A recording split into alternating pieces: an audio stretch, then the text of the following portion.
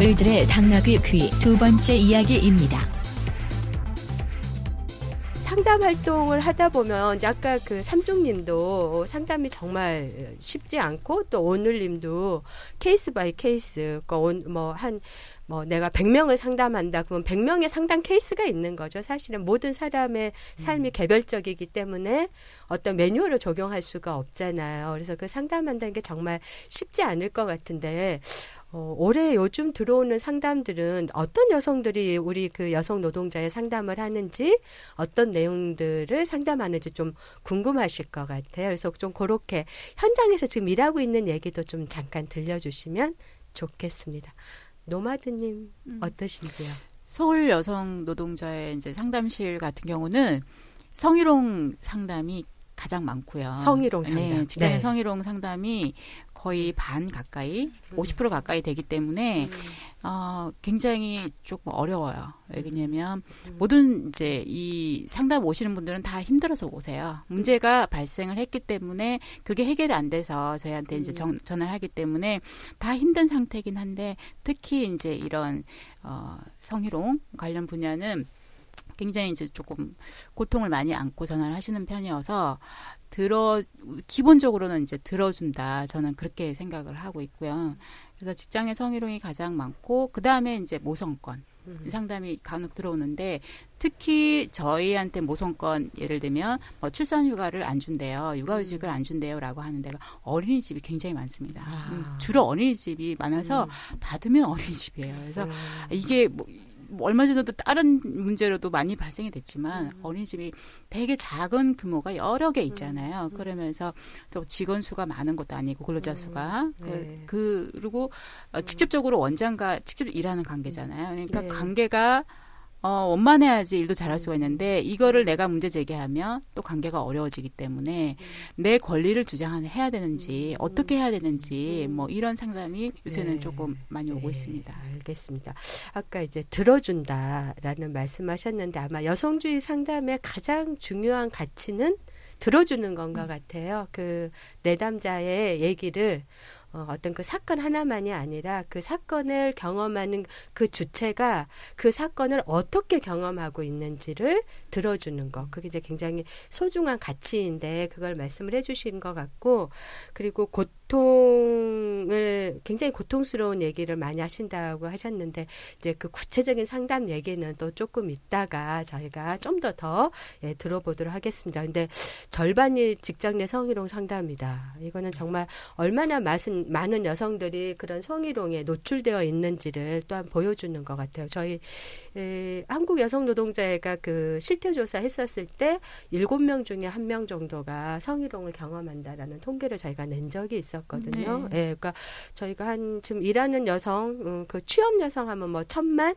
그리고 이제 월급 받고 자영업 빼고 월급 받고 다니는 여성이 한 800만인데 그중에 그러면은 거의 한 80만 정도는 그런 성희롱을 경험한다면 굉장히 큰 수치인 거죠. 근데 이제 그게 아까 말씀하신 것처럼 개별적 경험으로 치부되어서는 안 되는 그런 건 것 같습니다. 실질적으로는 훨씬 더 많은 가능성이 있는 게 그냥 간단한 언어적 성희롱도 솔직히 말해 성희롱인데 그렇죠. 그런 거는 전혀 드러나지 않는 부분이 크다는 거예요. 맞아요. 그래서 상담 오면은 그 전에도 그냥 몇 번 있었지만 참았는데 이번에는 정말 참을 수 없어서 이런 경우가 있어요. 근데 그 전에도 조금씩 있었다. 이런 게 있기 때문에 드러나지 않은 부분도 굉장히 클 것이다. 아마 우리가 오늘 이 자리에서 또 직장 내 성희롱 경험 얘기해보자 그러면 다 있을 거예요. 그런 언어적 성희롱까지 한다면 또는 버스, 지하철까지 하자면은 손가락이 부족하겠죠, 저희가? 좀 더 그 얘기는 들어보도록 하고 아주 중요한 거 지적해 주신 것 같아요. 사건화된 거, 이런 것들이 그런 거고, 정말 그러한 가벼운 것까지 한다 그러면 정말 모든 여성들이 고통받고 있다라고 해도 과언이 아닐 것 같습니다. 우리 삼중님은 요즘 어떤 상담들이 주로 들어오나요? 부천은 영세 사업장이 되게 많이 있잖아요. 그 큰 회사가 몇 개 없어서 제일 많이 들어오는 건 확실히 출산휴가, 육아휴직 이게 모성건이 제일 많이 들어오고 그 다음 이제 근로조건이나 임금체불이 많은 거예요. 그러니까 작은 사업장이니까 굉장히 오랫동안 일을 했는데 퇴직금을 받을 수 있는지. 그리고 또 이제 그 사용자들이 부릴 수 있는 꼼수가 너무 다양해져서 이것들이 제대로 되는 게 맞는지 이런 걸 확인하는 상담들이 많고 최근에 이제 올해 들어서는 성희롱이 조금 늘어난 추세가 보여요. 아, 굉장히 전문 용어 나왔습니다. 꼼수. 네. 사업주의 꼼수. 그 꼼수가 대부분 근로기준법을 지키지 않기 위한 뭔가 이렇게 법을 피해가는. 그렇죠. 대표적인 거 꼼수 이런 게 꼼수예요. 이렇게 좀 말해주실 수 있는 거 뭐가 있을까요? 그러니까 퇴직금이 이제 2013년부터 전면 적용되잖아요. 그러니까 전면 적용되니까 그 사이에 퇴직금 막 정산을 일부씩 한 거예요. 일부씩. 아 그러면 이게 노동자가 원하지 않았는데도 그렇죠. 네, 그렇게 하는 중간 경우. 정산 안 되게 돼 있잖아요. 근데 이제 그게 아직도 만연하게 되어. 근데 꼼수란 얘기네요. 그러고 그다음에 뭐 근로 계약서를 거의 아직도 거의 안 쓰고. 어제 같은 경우는 그런 상담이 또 있었어요. 이제 막 항의를 하니까 4대 보험 왜 안 들었냐고 하니까 그럼 들어주면 될 거 아니냐. 그러니까 이것도 4대 보험도 들어주는 걸로 아직 생각하는 사람들이 너무나 많고, 뭐, 육아휴직 같은 거 주지 않기 위해서, 11개월 단위로 계약하는 경우, 그 다음에 3개월 단위로 계약하는 경우, 이게 계약의, 근로계약의 형태가 다변화되고 있고, 본인이 일하는 게 용역인지, 파견인지, 도급인지, 일하는 사람들이 파악할 수가 없는 거예요. 그런 상태라는 거죠. 예, 알겠습니다. 일단 꼼수, 그 퇴직금, 내가 원하지 않는데, 막 미리 받아가려 하면은, 그거는 이제 그 퇴직금을 줄이기 위한 사업주의 꼼수니까, 이런 거 있으면 전화하면 된다. 이거죠. 네. 평등의 전화에. 그리고 육아휴직을 안 주려고 11개월로 근로계약을 하자. 이것도 꼼수인 거죠. 예. 이 방송 들으시는 분들, 예, 이런 사업주 꼼수 우리가 넘어가면 안 됩니다. 네. 안 돼요. 안 돼요. 예, 유행하는 말로 안 돼요. 예, 다음은 우리 오늘님 얘기 들어보겠습니다. 네, 일단 경남 지역은 사실 다른 지역보다 상담이 많은 편은 아니에요. 근데 문제가 없다기보다 오히려 저는 전화도 전화지만 이제 제가 이런 데서 일하는 거 아니까 건너 많이 묻거든요. 그러면 왜 이걸 문제 제기하지 않냐 했을 때는 문제 제기해서 사건을 크게 만들고 싶지 않다는 거죠. 네. 그리고 전화하시는 대부분도 처음 물어보는 게 어쨌든 외부나 회사에서 이 사실을 알지 않길 자기가 이런 전화를 했다는 걸 알려지지 않길 바라는 내 죽음을 분들이. 알리지 말라가 아니고 내가 이런 부당한 일을 당해서 어디에 물어봤다는 것을 알리지 말라 이거죠. 네, 네. 그렇죠. 그래서 또 회사 2차 불이익이 있을 수 있으니까. 그렇죠. 걱정도 2차 있고. 불이익. 네. 그래서 회사명이나 자기 이름이나 이런 정보 알려주는 거 굉장히 꺼려하세요. 그렇죠. 근데 문제가 뭐냐면 도와드릴 방법이 없어요. 그렇게 되면. 그렇죠. 네. 그런 점이 있고 오히려 그래서 해결되는 부분은 제가 건너 알아서 나를 믿고 다 알려주는 경우죠. 그리고 아까 그래서 많은 거는 저희도 아무래도 이제 뭐 육아휴직이나 출산휴가와 같은 그 모성권 관련이고요. 어린이집에서 정말 전화 많이 해요. 어린이집 교사들이. 어쩔까요? 그러니까 참 아이러니한 거예요. 아이들을 키우는 일을 하는데 맞습니다. 자기 아이는 키울 수 없거나 그런 어려운 점이 있고 제일 황당한 건 그런 거죠. 출산이 뭐 12월인데 애기 낳고 한 일주일만 쉬고 다시 돌아와서 2월에 애들이 졸업을 하잖아요. 네. 그때까지 애들 보고 다시 출산휴가를 가라든지 많죠. 네, 되게 많아요. 근데 그걸 요구한다는 것도 참 웃기고 근데 그런 경우에 어린이집 같은 경우에 특히 그 원장님들의 커뮤니케이션이 굉장히 원활하게 이루어져가지고 진짜 불편해 하거든요. 그래서 해결되는 경우는 정말 아는 사람인 경우에는 그냥 그래 해봐 이렇게 하면 제가 원장님하고 통화를 한다든지 해서 그런 거 못하게 하거나 육아휴직까지 다 갈 수 있게 육아휴직 잘 안 주잖아요. 안 주죠. 대체 교사 쓰는 거 힘들다고 하면서 맞아요. 그 왜 그렇게 힘든지 잘 모르겠지만 제가 네. 그 며칠 전에 그 어린이집 교사가 25분 동안 통화했는데 25분 동안 내내 울었어요. 직장인 성희롱은 간혹 우는 경우가 있는데 모성건 상담으로 이렇게 우는 경우는 많지 않은데 그 엄마 마음이 전해져가지고 저도 막 눈물이 날 것 같더라고요. 그래서 억지로 참았는데 내용이 이제 지난주에 출산휴가가 끝나는 거예요. 그러면 자기가 아이를 두고 복귀를 해야 되는데 그 육아휴직을 이제 출산휴가 가기 전에 신청했는데 그쵸. 원장이 단칼에 육아휴직은 안 된다고 자른 거예요.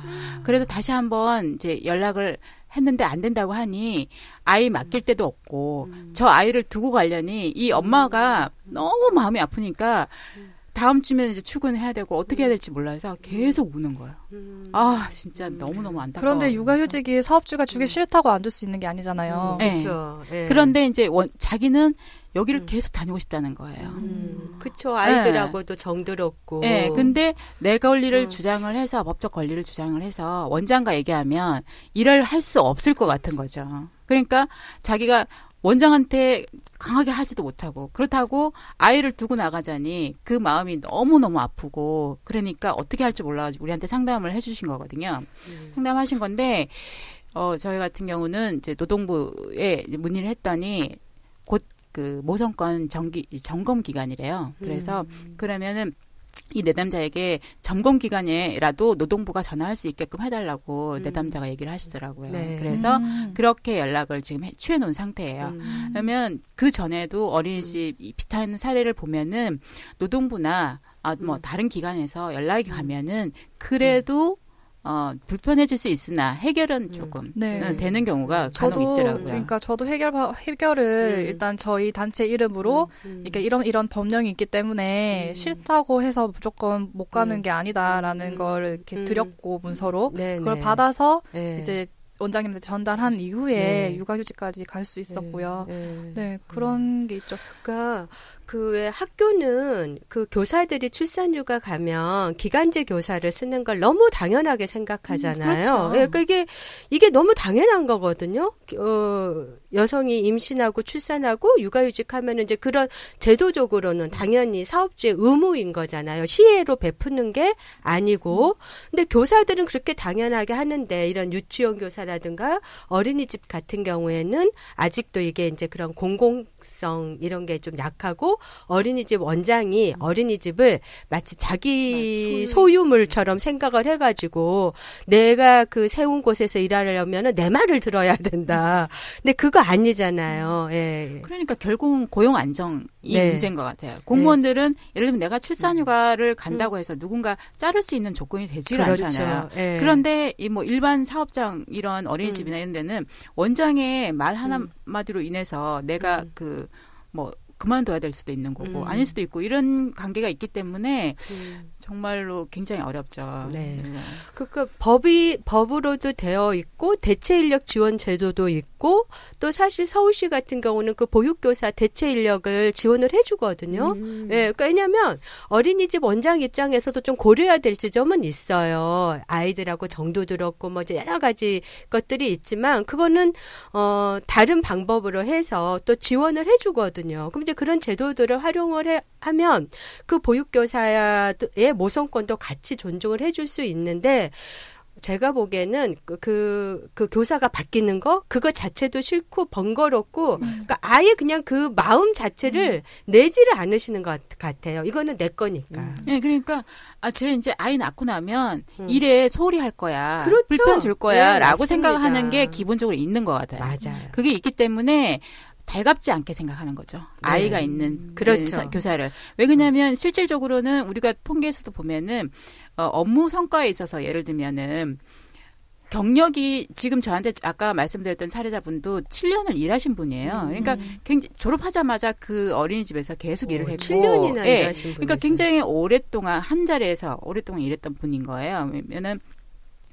그 출산휴가 육아휴직을 하고 돌아왔다고 해서 그 능력이 없어지는 게 아니거든요. 맞습니다. 그런데도 불구하고 도리어 아이를 효과가 이해하는 있죠. 마음이 더 커져서 오질 수도 있죠. 비슷한 사례가 있었는데 이분은 10년을 일한 거예요. 거기 어린이집에서. 근데 첫째를 낳고 좀 이제 긴 텀을 가지고 둘째를 가졌는데 그 둘째가 새쌍둥이였던 거죠.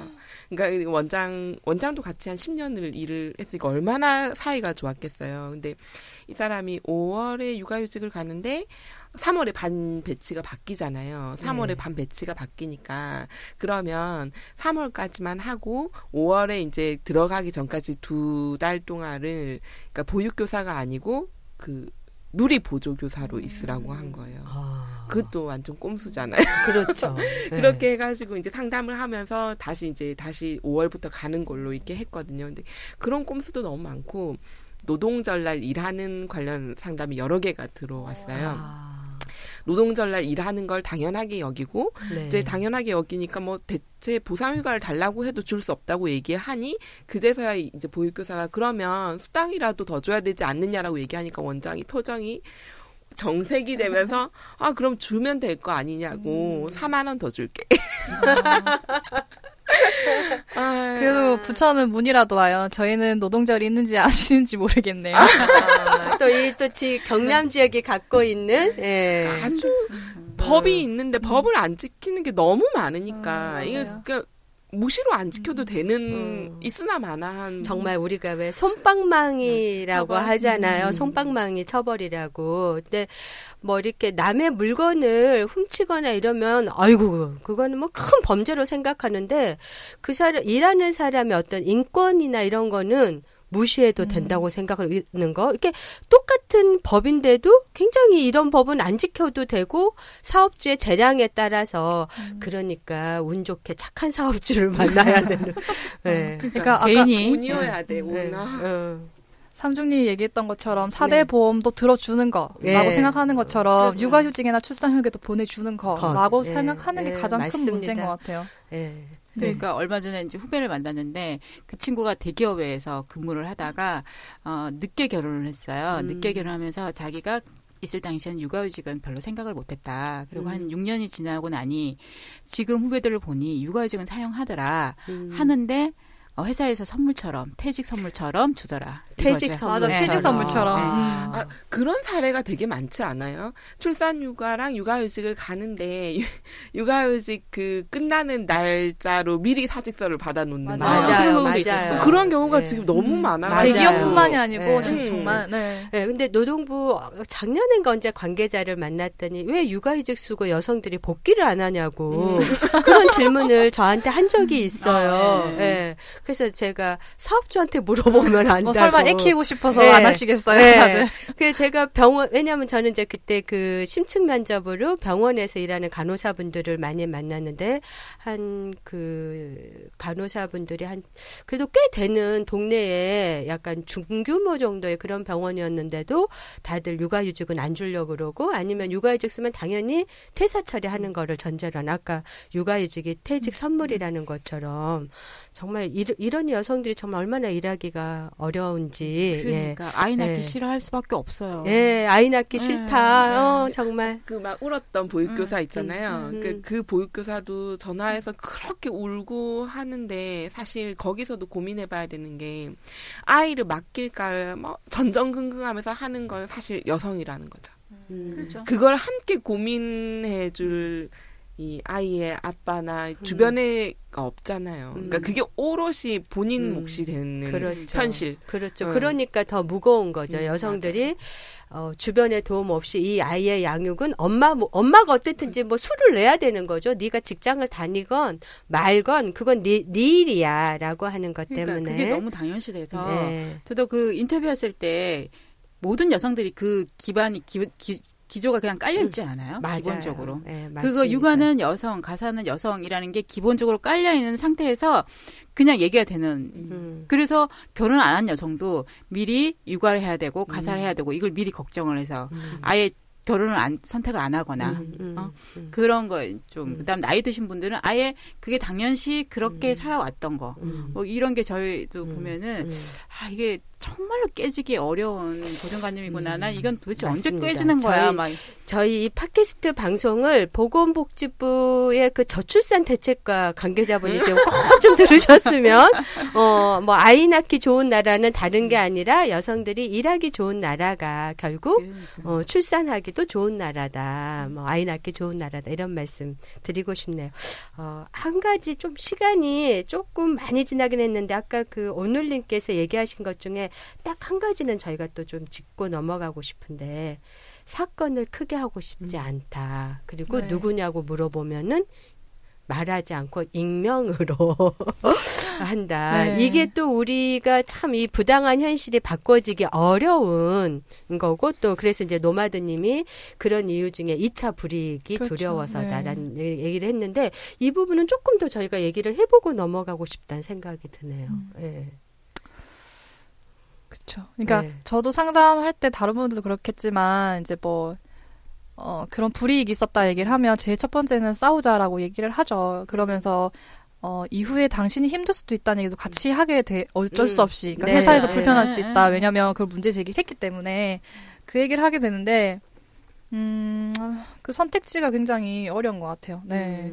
맞아요. 그러니까 문제 제기를 하고 나서 물론 사람이 친구들끼리도 약간 서로 의견이 다르면 다투게 되는데 그게 어떻게 종속관계에 있는 사람들끼리는 더 어렵겠죠. 근데 법적으로라도 확실히 안전하다면 그렇죠. 도전해 볼 수 있을 것 같아요. 네. 그 싸움에. 네. 왜냐하면 어쨌든 본인도 알아요. 그러니까 이 전화기를 들었다는 것만으로도 굉장히 용기 있는 사람이라 생각을 하고 뭔가 그렇죠. 바꾸고 싶은 마음이 있었기 때문에 전화를 한 거기 때문에 그런 마음은 충분히 있지만 어쨌든 일이 이제 외부로 알려지거나 뭐 사장님이 알게 됐거나 혹은 사장님과 그런 얘기를 하고 싶다고 했을 때 그저 혼자만의 피해로 끝나버릴까 봐 그게 걱정이 되고 상담만은 저도 그게 걱정이 되는 거죠. 맞아요. 네. 상담하시면서도 다들 이거를 이렇게 재개하려고 하자니 그분이 당할 어려움이 예상되고 침묵하자니 이런 현실은 그래서- 계속 반복되고 그런 갈등들이 좀 있으실 것 같아요. 맞아요. 엄청 예. 많죠. 엄청 많죠. 예, 좀 그런 얘기도 조금 삼중님 해주시겠어요? 이제 지금 상담이 진행 중인 건데, 그러니까 부당한 게 지금 처음에는 하나였어요. 하나를 가지고 상담을 시작을 했는데 성희롱건으로 상담을 시작했는데 이제 이 케이스 같은 경우에는 이 아이들이 대학 때 그 교수님이 적극적으로 개입을 해서 이제 지지 지원을 하고 있는 케이스죠. 그래서 좀 유리한 점은 있는 것 같은데 처음에는 성희롱이었는데 들어가 보니까 근로계약서도 안 써, 그 다음에 노동시간도 안 지켜, 그 다음에 뭐 성희롱 해결도 제대로 안 돼, 거기다 사대보험도 가입을 안 해놔, 막 이런 케이스인 거예요. 이제 그 교수님하고 계속 이제 상담을 하는데 제가 그러니까 아이들은 그 친구들은 그만둬도 괜찮다고 얘기를 했어요. 그리고 교수님도 아이들이 이렇게 열악한 환경에서 일을 한다면 나는 그만두라고 얘기를 하고 싶다. 네, 네. 이런 사업장에서 일을 하는 거를 처음에 이제 그런 방향으로 말씀을 많이 하셨는데 계속 했던 얘기가 동종 업계에 어느 사업장에 가더라도 비슷한 환경이라는 거죠. 이 50인 이하 제조업 에서 겪는 이것들이 한 사업장의 문제가 아니고 너무나도 팽배해 있기 때문에 사실은 이 친구들은 첫 사회생활이고 첫 직장인 건데 첫 직장에서 이걸 문제를 제기를 해서 잘 안 되기 때문에 그만둬버리면 이 친구들이 다른 직장을 가서도 마찬가지로 비슷한 상황에서 그만둘 수밖에 없을 것이고 이 사장은 이 아이들이 문제 제기하고 그냥 그만둬버리게 되면 똑같이 다른 사람들을 그렇게 할 것이다. 네. 이제 막 이렇게 좀 이제 내담자가 아니고 교수님이니까 좀 자유롭게 얘기가 된 거예요. 근데 교수님이 한마디가 아니 그렇다고 우리 아이들을 거기서 노동운동을 하게 할 수는 없고 이렇게 말씀하시는 거예요. 그래서 네, 많이 이제 같이 웃으면서 얘기를 했었거든요. 그러니까 이런 아주 사소한 법에 있는 권리를 주장하는 것 자체가 노동운동으로 받아들여진다는 거예요. 맞아요. 네, 맞습니다. 그래서 네. 저는 우선은 네. 처음에 이제 사안을 보긴 하는데요. 네. 예를 뭐 직장 내 성희롱이라 그러면은 이제 수위가 솔직히 있어요. 네. 이제 물론 받아들이는 사람에 따라서 뭐 언어적 성희롱 뭐 우리가 생각에 조금 가볍다 생각해도 예민한 사람 더 심하게 받아들일 수는 있어요. 근데 왜냐하면 저는 이제 그 회사가 어떤 회사인지 계속 다닐 회사인지 뭐 이런 걸 조금 상황을 파악해서 그러면 네. 우선 당사자에게 네. 사과를 받는 게 네. 그러면 조금 해소가 될 수 있거든요. 네, 그렇죠. 그 차원을 조금 선택을 하고 네. 그다음 나머지는 법적 권리는 안내를 하고 네. 해보고 네. 또 2차 상담을 네. 해라 이런 네. 식으로. 그래서 그냥 우리가 왜 일어나지 않은 일을 미리 걱정해가지고 지레짐작 포기했을 때 그게 자기 마음에 자기가 삶을 살아가는 어떤 용기를 갖게 하기 어려운 그런 게 생기잖아요. 그래서 정말 이렇게 조금이라도 여기서 조금 더 용기를 내서 한 발 조금 나가보는 거 그런 게 좀 필요할 것 같고요. 그리고 이제 이거 세월호 관련 일도 이제 그런데 제가 그 잡지를 읽다가 이런 글귀를 읽었어요. 뭐였냐면 작은 침묵이 거대한 악을 만든다.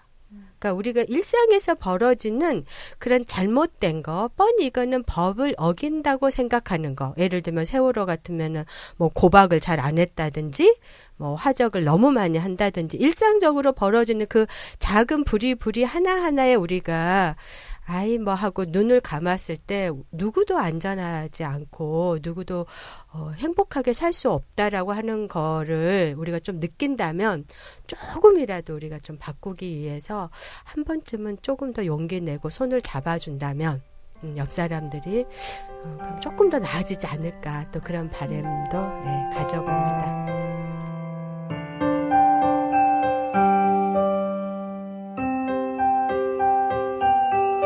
을들의 당나귀 귀는 한국여성재단의 성평등한 사회 만들기 지원 사업으로 제작되었습니다.